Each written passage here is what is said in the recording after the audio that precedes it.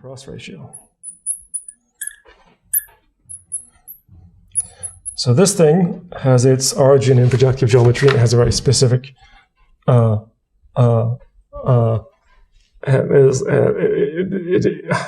there is background about these things and projective geometry that clarifies it in a way that I'm not going to. I'm just going to use it as a kind of a tool, and it seems a bit complicated, but you'll see how useful it is.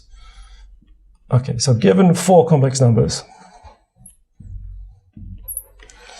let's call them Z, Z1, Z2, and Z3. We're going to form this thing which we call the cross ratio of these 4 complex numbers. So this is a comma, and it's given by this: Z minus Z1 over Z minus Z3, Z2 minus Z3 over Z2 minus Z1.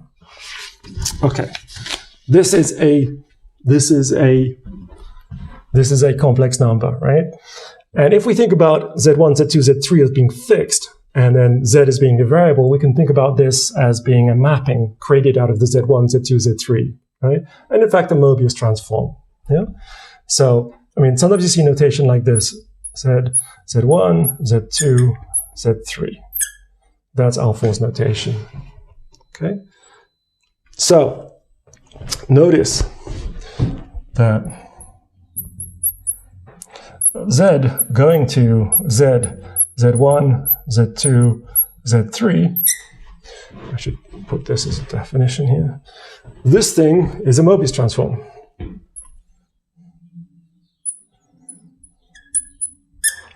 Right? Because what is this? This is just some complex number, and then Z minus another complex number divided by Z minus another complex number. It's exactly of the form of a Mobius transform like this. Yeah? See what I mean? Yeah? Give me a thumbs up. Okay, cool. So this is a Mobius transform, and it has particular properties. So if we plug in various things, we get them sent to 0, 1, and infinity. So let's see what happens. Let's actually call this T, just to save notation. So call it T.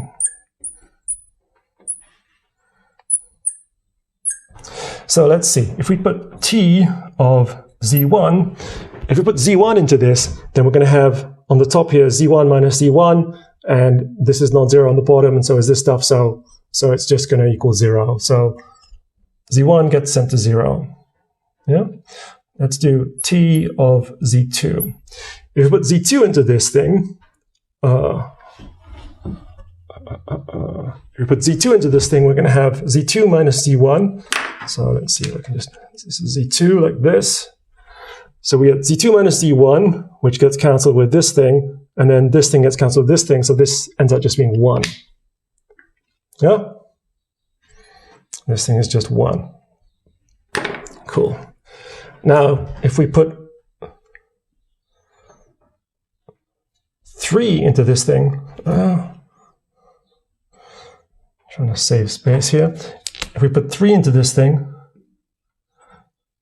let's see what happens. Well, on the bottom here, we're going to have 0, right? On the top, it's non-zero, so we're assuming our Z1, Z2, Z3 are always pairwise disjoint, otherwise we get a boring map, right? And then we're going to get 0 on the bottom, something non-zero, and these things are just some number, so we actually get infinity. Right? So then this Z of T3 is equal to infinity. Yeah? Everybody happy? Yeah? So this cross ratio thing is a mapping that sends Z1, Z2, or let's say that better. The cross ratio is something from which if we consider the first thing, the Z, as the variable, we can think of it as a Mobius transform that sets Z1 to 0, Z2 to 1, and Z3 to infinity. And that's going to be very useful for us, as we're about to see, because that's going to give us the possibility to explicitly describe any Mobius transform if we know that it sends 3 particular points to 3 other particular points. So one of the classic kind of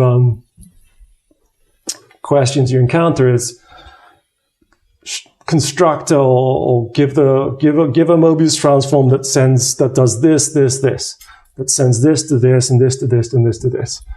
And as a last resort, what you can do is say, okay, well, I see it sends this point to that point and this point to that point and this point to that point. So I'm going to explicitly use the formulas I'm about to explain to you to get the Mobius transform. And that's absolutely a brutal thing to do. And that's really calculation heavy. So I would not advise you to do that unless you have absolutely no idea how to do anything better. But that will do it. That will give you the answer. So if you have lots of time left in the exam and there's just one question you can't answer and you can't think how else to do it, then, and it's a Mobius transform type question, then you could always do that.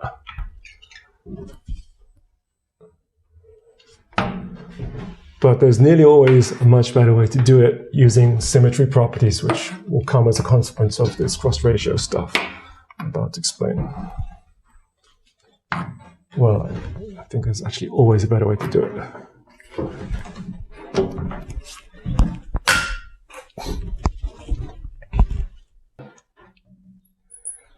Suppose T is a Mobius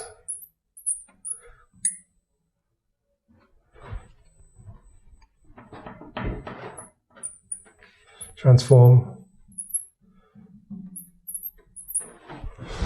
where it sends, actually let's make a better sentence.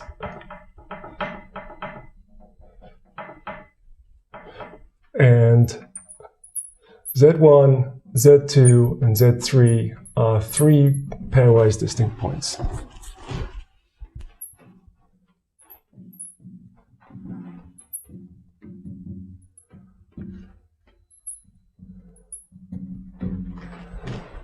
Then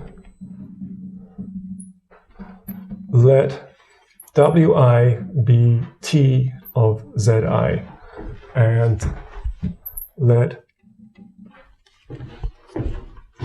W be T of Z for any Z. Then the following is true. That when we take this cross ratio of Z, Z1, Z2, Z3, it is the same as T of W. Oops. It's the same as W, which is T of Z, W1, W2, W3. Okay?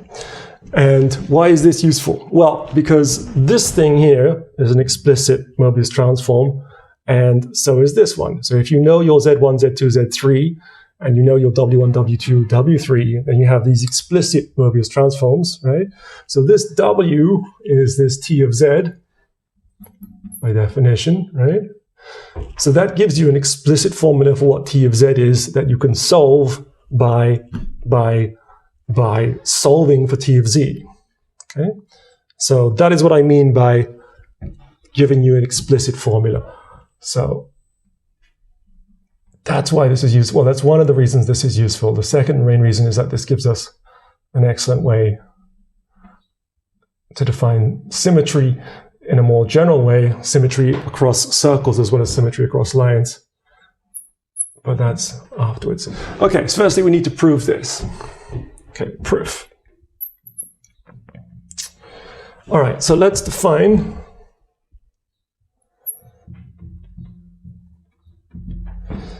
S of Z to be this guy.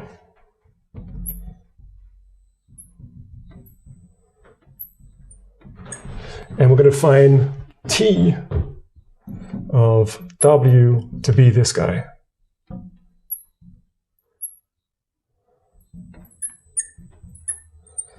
Right? And we've already learned that S of Z1 was 0, S of Z2 was 1, and S of Z3 was infinity. Right?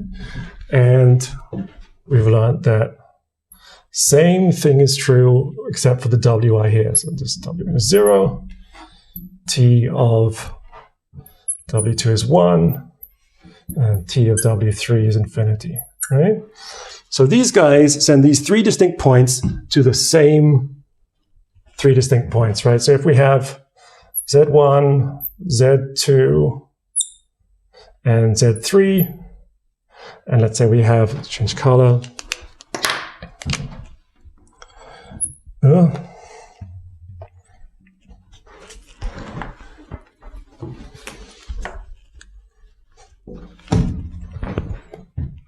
w1, say w2, and w3, right? They are being sent to 0, 1, and infinity. Like, wrong way around.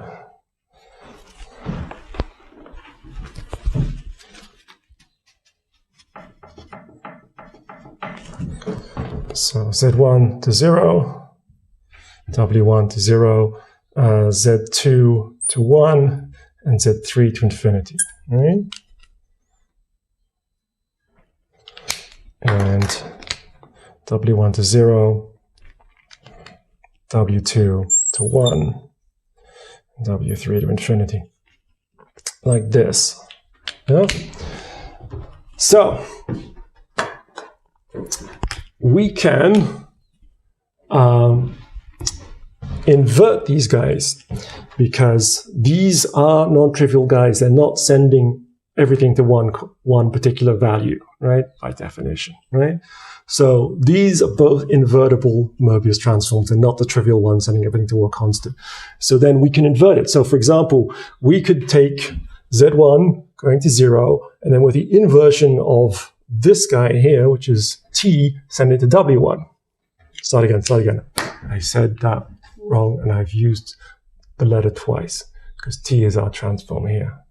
So let's not call that t, let's call that r. Let's call that r, because t is our original guy. Okay, so this is our guy s, and this is our guy r. So we can take z1, send it to 0 with s, and then send it to w1 with r inverse. Yeah? As you see from the picture. We can take z2, send it to 1 with s, and then send it to w2 with r inverse. And we can take z3, send it to infinity with s, and send it to w3 with r inverse. Yeah? Cool. So that means that if we create s of, oops, the other way around, if we create r inverse composed with s,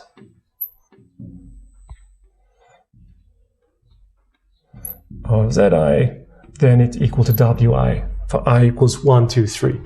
Yeah?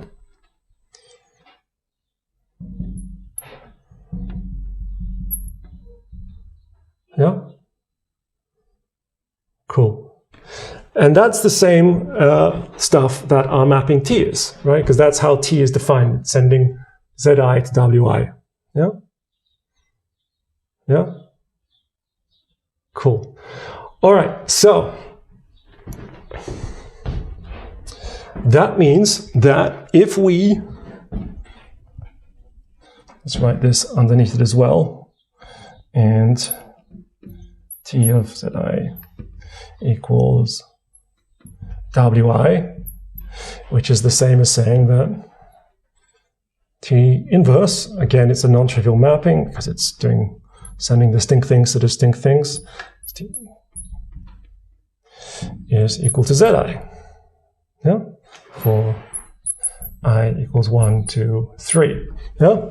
So then we can compose t to the minus 1 with this thing. So t to the minus 1 of r to the minus 1 of s of zi is therefore equal to zi for I equals 1, 2, 3, yeah. And I claim that that means that this thing, which is the composition of three Mobius transforms, actually has to be the identity. Because what is it doing? It is fixing 3 points, and I'm about to show you that that's impossible for a Mobius transform unless it's just constant. So the Mobius map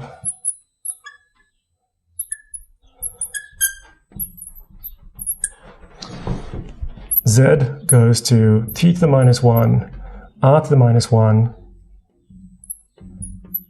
s of z fixes 3 points. Claim.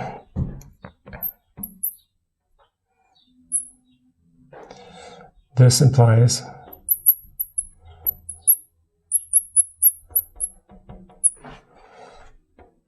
it's just the identity map.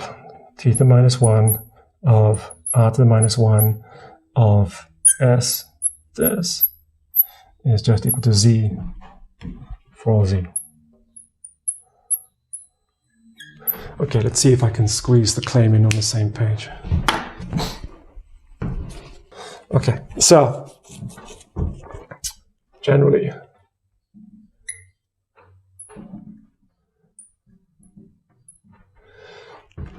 suppose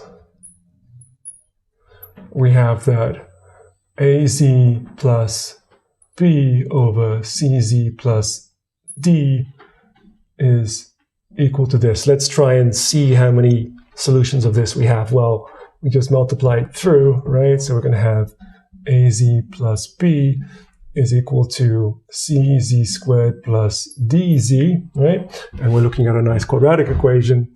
So then we have that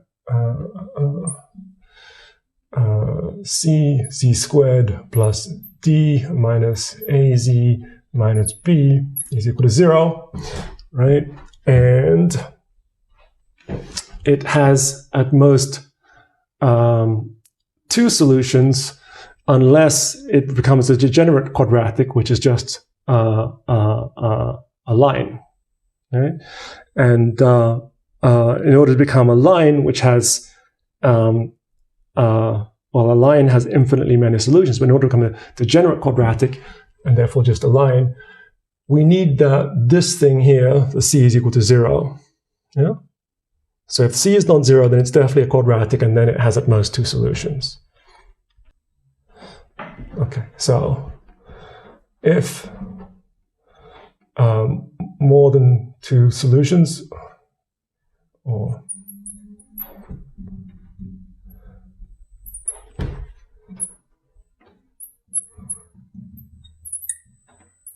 of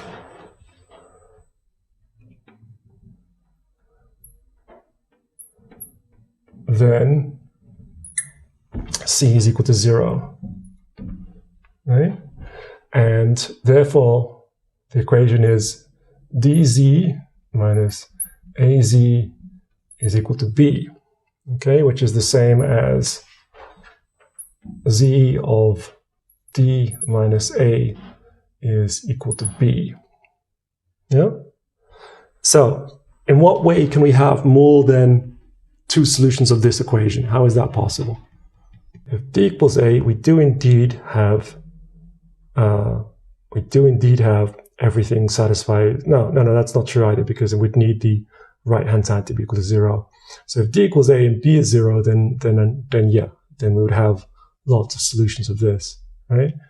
So, but if d is not equal to, so let's do case by case. So if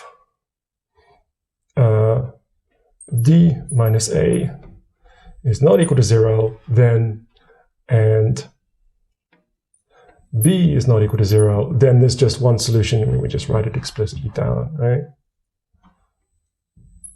Right? So that's impossible, yeah? So we need some of this stuff to be equal to 0. So if, are we okay for time? If d minus a is equal to 0 and b is non-zero, then this equation is impossible, yeah? D equals 0, then there's no way that this equation has any solutions unless b is actually equal to 0. Yeah? and implies B equals 0. But then we get A is equal to D, and then our entire Mobius transform just turns into just. So this thing, we're going to have B is 0 and C is 0. So the Mobius transform M of Z just becomes AZ over D, which is just equal to Z. It just becomes the identity mapping. Yeah? So the conclusion of this is that if we have more than two points that are fixed by a Mobius transform, which is the same as having more than two solutions to this equation, yeah, that can only happen if we have the identity mapping. Yeah, can only happen with the identity mapping. Yeah, cool. And so therefore, that claim is true because we have that this thing fixes three distinct points. Yeah, fixes three distinct points. So this thing is indeed equal to this thing for all Z. So it's absolutely an identity. Yeah, which means that we can unwrap this. Let's see if we put this on the same board. That R of -1 of S of Z is equal to T of Z. So I have like my backup watch, and it looks to me like I'm at 43 minutes past. Is that right? Or have I overrun?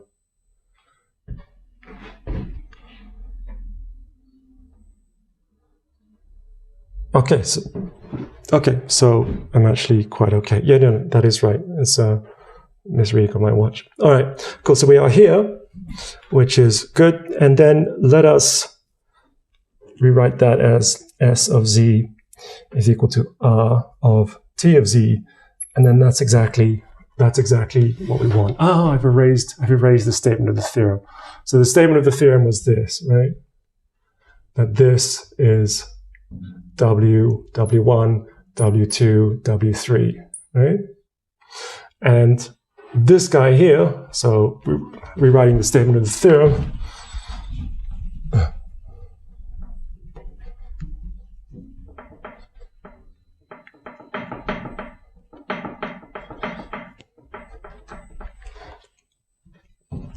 so rewriting the statement of the theorem, what is this thing? So this is our mapping defined by S. So that's S of Z, and this is our mapping defined by R, so that's R of W. That's the same thing as this, right? This statement is the same as this statement, but W is just equal to S of Z, R of T of Z, which is exactly what we have here. No? Cool. All right. So we have established this result. We've established the result. And all we needed to do was just notice that when we drew this picture, we could create this mapping R to the -1 composed with S that sent Zi to Wi, the same as T did. So we consider the composition of T to the -1 with this thing, which fixes 3 points. And if it fixes 3 points by this little calculation, the only way that can happen with 3 pairwise distinct points is if it's the identity, which is exactly the statement. So the proof actually isn't that hard. Yeah? Proof actually isn't that hard. Cool. So that is cross ratios. And I'm going to give you, actually maybe give you first a warm-up of what we mean by symmetry with respect to a line and then with respect to a circle. Okay, so we say Z1 and Z2 are symmetrical. I'm going to write sim dot for symmetrical from now on because I'm going to use the word symmetrical over and over. With respect to line L, if and only if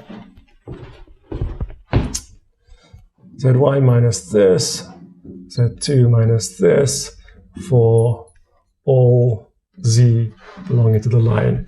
So if we have a line, wherever it is in space, we have 2 points, Z1 and then Z2, then having them being symmetrical with respect to the line, I mean, there's many equivalent definitions you can give, but this one's perfectly good. So for any Z, consider the distance from z to z1 and z to z2, if those distances are the same for every possible choice of z along the line, then z1 and z2 are symmetrical with respect to the line.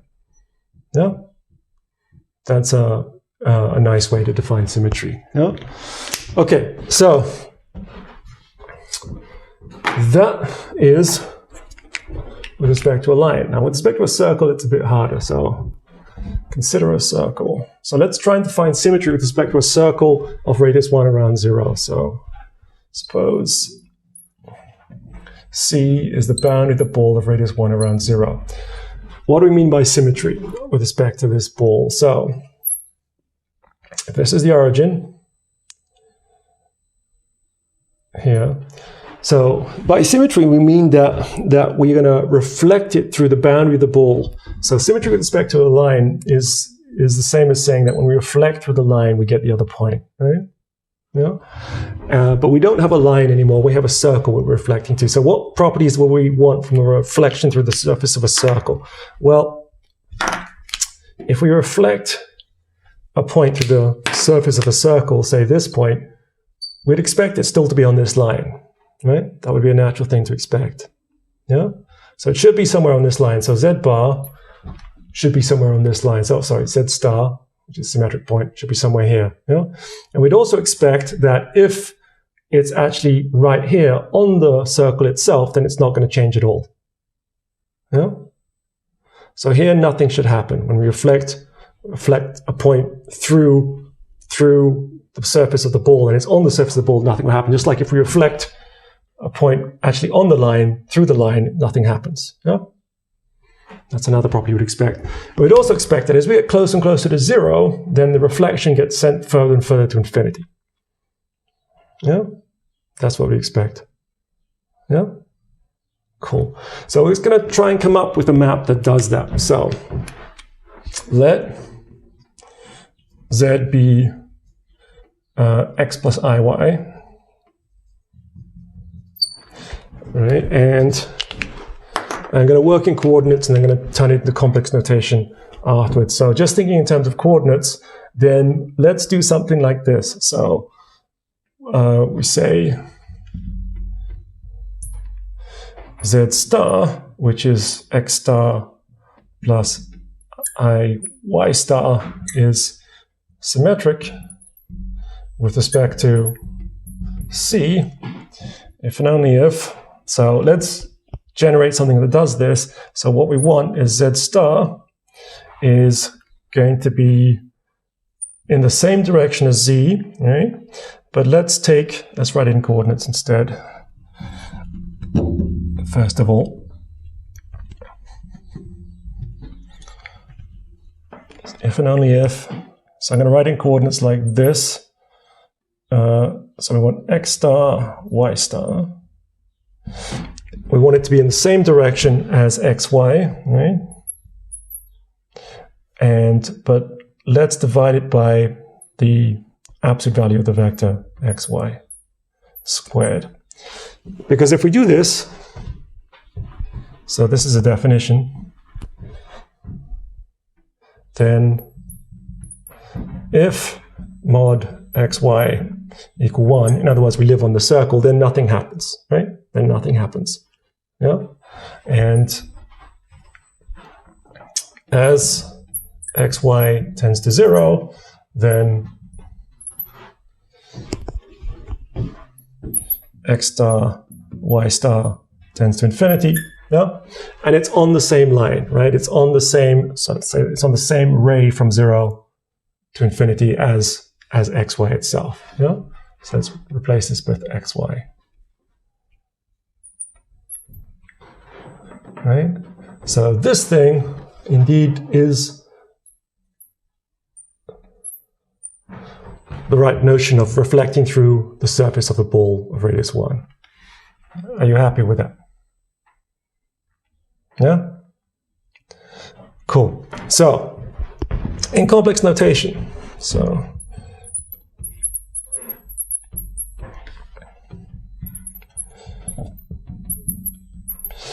then we're going to write z star is going to be equal to z over mod z squared, like this, right? Which is the same as z over z complex conjugate z. So 1 over complex conjugate is actually doing exactly the thing that we want. Yeah? Cool. All right. Now, let us think about reflecting through something of radius r. So suppose that we have C is the ball of radius r around 0. Okay? And it's the same kind of game. We expect it to be, let's just adapt this diagram. We expect it to be on the same ray, right? Yeah? And we expect it, as we get closer to 0, it gets towards infinity. But the main difference is that the surface now is here, and this is where we expect nothing to happen. Yeah? We expect nothing to happen if we reflect something that's actually on the surface of the ball of radius r. Yeah? Cool. So how would we adapt this formula right here? Well, if we define, let me make a sentence.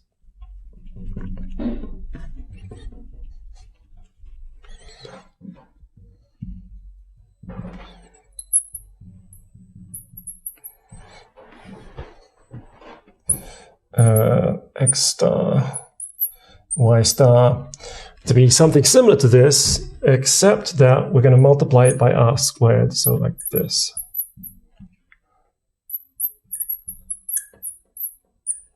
Yeah. Then all these properties of remaining on the same ray, 0 being tend to infinity, are true. And when it happens that xy is on the ball of radius r, then this thing on the bottom is r squared, so we end up not changing it at all. Yeah? So, and if x comma y belongs to C, then x star, y star is just equal to xy. Yeah? So that thing does the thing that we want. Yeah? Okay, now, in the most general situation, we are now going to do this around a ball of radius a. Okay? And we still expect similar stuff, right? We expect as we go towards a, we get towards infinity, we want to remain on the same ray, we want nothing to happen if we're on the boundary of the ball. Yeah? Cool, so this is how we're going to adapt it. So we're going to define x star, y star, like this. And now we're considering how close we are to a, so we're going to do this. We're going to go xy minus a over xy minus a squared. We're going to have to multiply by this r squared thing here, right? And then we're going to have to add a to everything to put it back on the ray centered at a, right?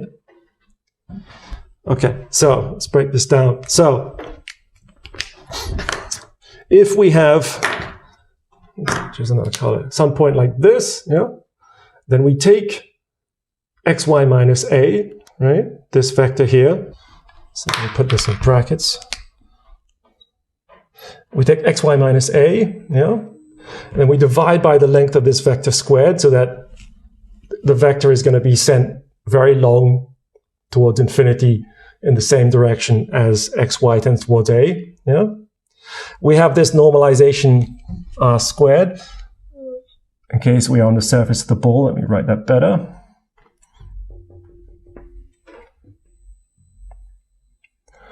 It's not much better. We have this normalization here, but this thing is just a vector whose base is 0, so we need to put it back onto a in order to get it along this ray here that I've drawn. Yeah? You see what I mean? So this more complicated expression, this guy is indeed the thing that we want. So we can just check. So it's definitely on the ray, right? So this is going in the same direction, right? Because this is the direction. So it's the same direction. And then we add a. So it's definitely on this line, on this ray. Yeah? It's definitely true. Yeah? It's definitely the case that as xy tends towards a, this thing's going towards infinity. That's definitely true as well. Yeah? And we need to check that if we're on the surface, then we just get back the point itself. So if x comma y is on the circle, then what happens to this thing? Well, on the bottom, we're going to have exactly r squared. Yeah? So that r squared will cancel with this r squared. So then this will give us x minus y minus a plus a. So then we are back up where we are, right? X star, y star. Let me write a little bit of this is x comma y minus a plus a, which is equal to x comma y. So back on, it's not changing anything if we're on the boundary of this circle. Yeah? After we're on the boundary of the ball, therefore the circle. Cool. So this more complex expression gives us exactly what we want. And now let's write it in complex notation. So in complex notation, we're going to have z bar is going to be equal to mod z squared. Sorry, this is r squared here, the radius of this thing, and then this thing is z minus a, and now we're thinking of a as being not a point in R2, but a complex number. Sorry for the reuse of a, and then over z minus a squared, and then that is going to be r squared, and then just z minus a complex conjugate, like this. Plus a, I missed the plus a.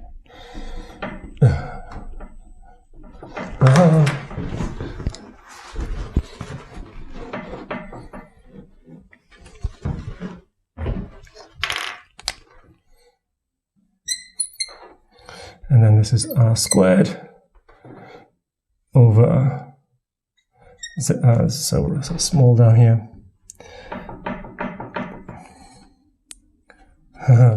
Okay. Z minus a complex conjugate plus a. That thing is giving us our notion of symmetry through the circle. And the claim is that with this notion of symmetry, we have that any 2 points and any line or circle where the 2 points are symmetric with respect to that line or circle, once we map those characters with, characters in the sense of a story, when we map those characters in the story into the new world with a Mobius transform, we're going to have another 2 points and either a line or a circle, and the symmetry relation will be preserved. Yeah?